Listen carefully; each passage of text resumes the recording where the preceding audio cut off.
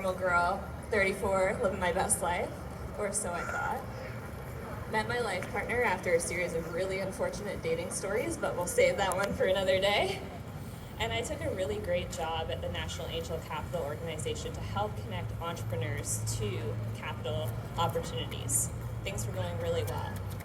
And just when I thought we were going to have to go to a fertility clinic, we got pregnant with my second son. And we were so happy. And so came with mixed emotions. I was so happy because I'd wanted a second child for so long. But boy, was I ever sick. Pregnancy hormones, what everyone said. Then my boobs got really, really sore. Your milk's probably coming in. It's probably a swollen milk duct. And so that went on for a while. The milk duct got bigger and painful. It got to the point where I couldn't wear a backpack or commute. And I was told, just take some Tylenol. It'll get better. It'll go away. I was in Candace's treatment room and she said, you need to get that checked out. And they're probably gonna biopsy it. So I went to the hospital and after an x-ray and a biopsy, I found out 3 weeks later I had an aggressive triple negative breast cancer. How is this even possible? Panic set in. How can you be pregnant and also have cancer? What are the odds? You have better odds of winning the lottery, which in this case wasn't happening for me. So I ultimately had to get connected with a cancer team, but fear started to activate. How could I have waited this long to get treatment?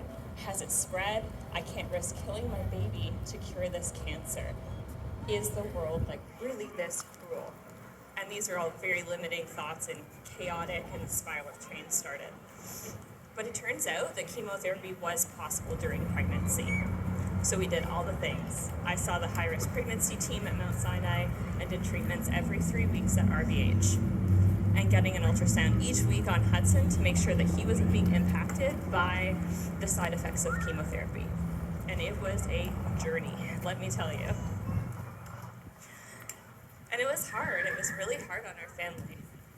But the one thing that stood out is before I left the hospital that first night, when the doctor had said at the hospital, you're going to really have to watch for postpartum. And I didn't think it would affect me. I was in therapy. I graduated from regular sessions. I was just doing tune-ups. I was like, no way, I'm good. Fast forward to 3 weeks postpartum. I was sitting in it, this postpartum depression that they talked about. They wanted to accelerate my treatment, and they told me that 3 weeks post C-section, I had to restart chemotherapy with a newborn. I was devastated. I just wanted uninterrupted time with my baby, to be a mom, take some time to heal. My body had been through so much, and I was so tired. How anyone functions even just with sleep deprivation, and I know there's a lot of you doing it right now, is just beyond my understanding, but we just do it. How was I gonna do chemo and be a mom? It was awful. The symptoms were severe bone pain I've never experienced, and I couldn't even pick up my child. I barely did it, and I barely made it. I didn't want to take my creativity, but it just felt so numbing. So I went through the motions to try and feel the sensation coming back, and everything felt like a chore. I felt like I ran a marathon, but there were still so many kilometers left to go. And I took a segment from something that I had wrote from a journal entry of my thoughts about what it feels like to kind of go through this postpartum, post-chemo thoughts. And you just feel so out of your body, like there's no control, like a piece of you is still there, kicking and pushing you to be here and be present.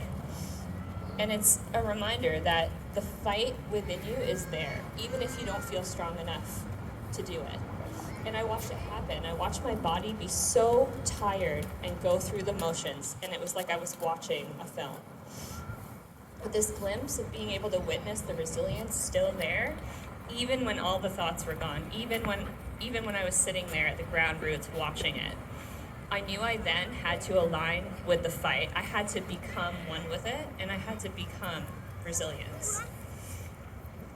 And I wrote, find a way back to yourself. It's like, would you mind picking them up? It's like when you are close to a fire. You feel the warmth. So everyone feel that, what it feels like to stand by a fire, that warmth in your body. The crackling, warm sensation creeping through you. Imagine one day you feel nothing. So you move a bit closer to the fire, a little bit closer, a little bit closer. You're dangerously close, and people caution you. Take a step into the fire just to feel the warmth. But you can't understand why, as you're stepping in, that you can't feel anything, and logically it doesn't make sense. Then someone puts their hand on your shoulder and says, I know you can't feel the warmth.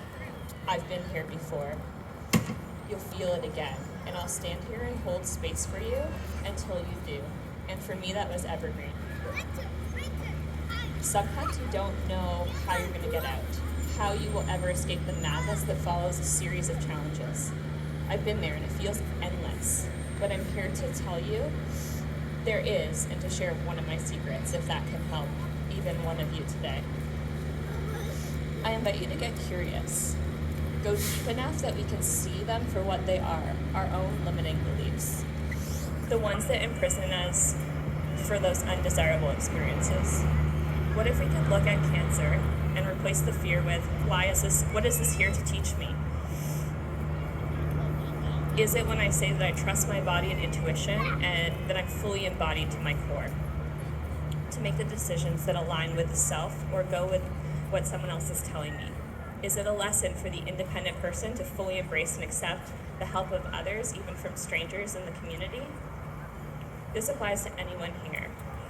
What is my mother-in-law, my husband, my kids, my colleague, my friends reflecting back to me as a cycle I've lived before? What energetics are they mirroring back to me to bring my awareness to? And get real curious. Get so curious, and it'll change your whole perspective on what you're going through. At least that worked for me. Again, find a way back to yourself. We want to be strong. We admire it. But when we're faced with such force, in the moment you don't feel strong. You're depleted. You feel numb, angry, sad. You feel like you can't take another moment, and you just want it all to be over. And I've been there. This is how strength is born.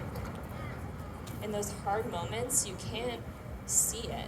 You actually can't see anything. But there is a shift, and suddenly you are strong. You're resilient.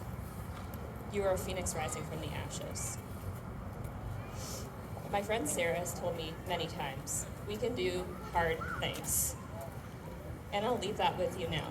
You can do hard things.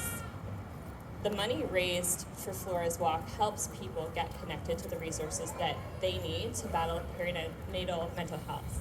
These funds allow people like me to see Candace, Britlin, and Jess and their team to bring people back to themselves. They hold space for the hard things, the big belly laughter for the fun things, and celebrate the wins no matter how big or small. I'm grateful for Evergreen, the sponsors and donors who made this program possible, and everyone here today for supporting this cause, including my partner Marlon, my kids Hudson and Luke, and my family and friends. Remember, we are stronger than a mother.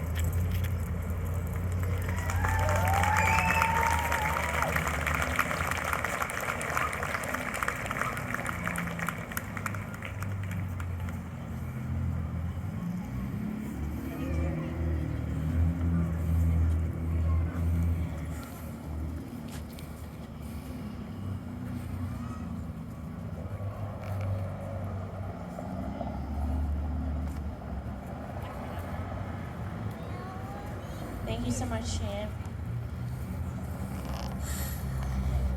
All right. We are going to acknowledge all of our sponsors because without you guys, today wouldn't be possible. We're going to call you guys up one at a time.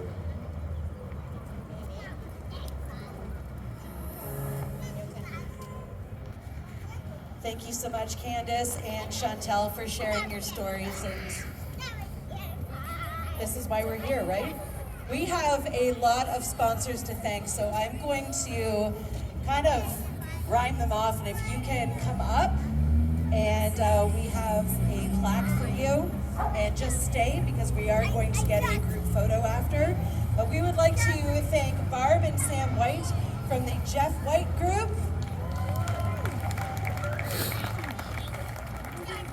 And when you hear names, come on up. Come on up. This is Barb and Sam's 4th year Amazing. sponsoring Flores Walk. Together, the Jeff White Group has raised over $12,000 for Flores Walk and perinatal mental health awareness.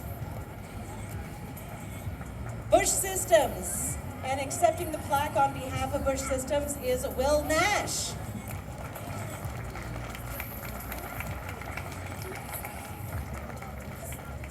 Ontario Structured Psychotherapy is a proud supporter of the 4th annual Flores Walk, and accepting the plaque on behalf of OSP is Anna Kelly.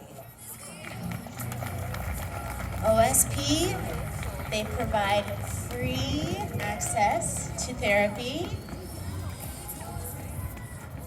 And if you visit their resource table, please connect with Anna.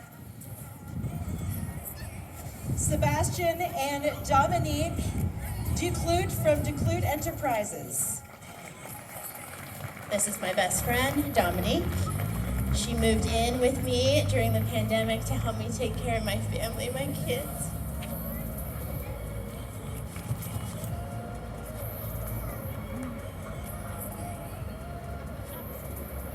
Peggy Hill from the Peggy Hill team.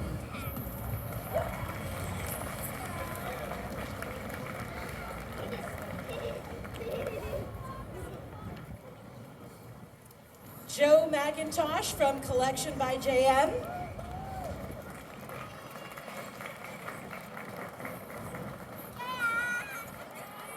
Also, thank you so much to Barrie Fire. Thanks for coming, guys. Come on up here. Don't be shy.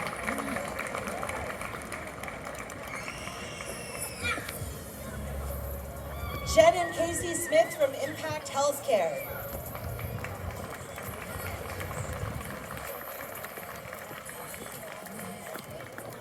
Jennifer St. John.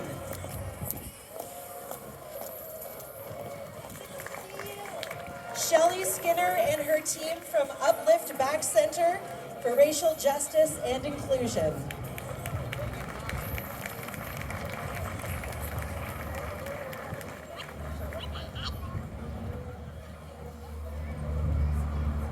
Jessica O'Connor, Clinic Director at Vault Mental Health.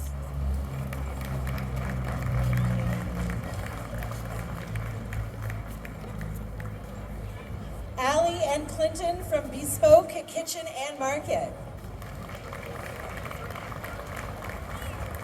After the walk today, Allie and Clinton are hosting the after party for Flores Walk. So we'll see you all there. Kim and the Good Wax Candle Co. There you are.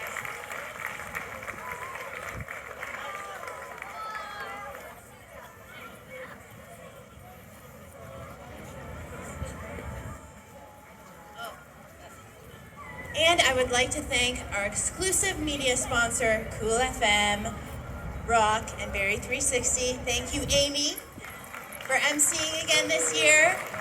Nailed it. I want to thank our audio sponsor, Michael Enterprise Audio. I want to thank our food sponsor, Homestead Bakery, for coming out. They are here and they are at the farmers market at the same time. Thank you for keeping us caffeinated and highly sugared. And thank you to our photography sponsor, Marlon from Studio 204. You're amazing. Thank you so much. And thank you so much to Chantal Freeborough, our guest speaker this year. Thank you for sharing your story and giving us all that strength and resiliency.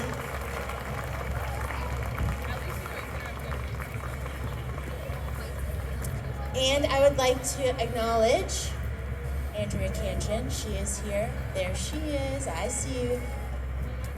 Yeah, you gotta come up here.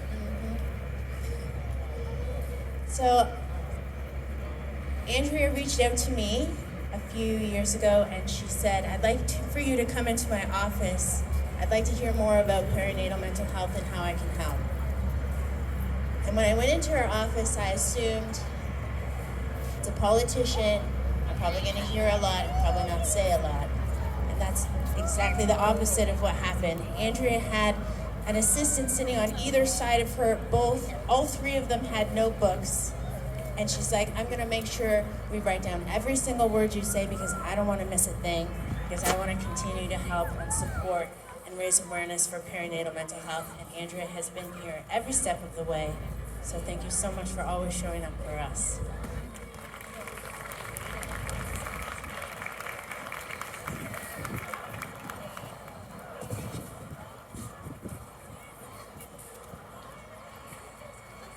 Candace, we would also like to acknowledge you for all of the amazing work that you have done for Flora's Walk.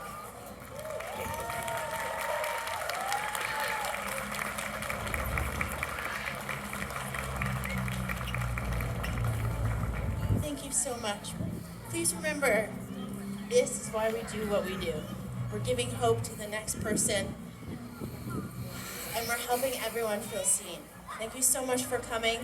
I would love to get us all together for a group photo, if you will, our traditional group photo by the stairs. I don't know how we're all gonna squeeze in, but we're gonna make it happen. We're gonna squeeze in for a group photo, and then we're gonna walk.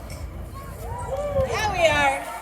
Thank you so much to all our sponsors for coming out year after year after year.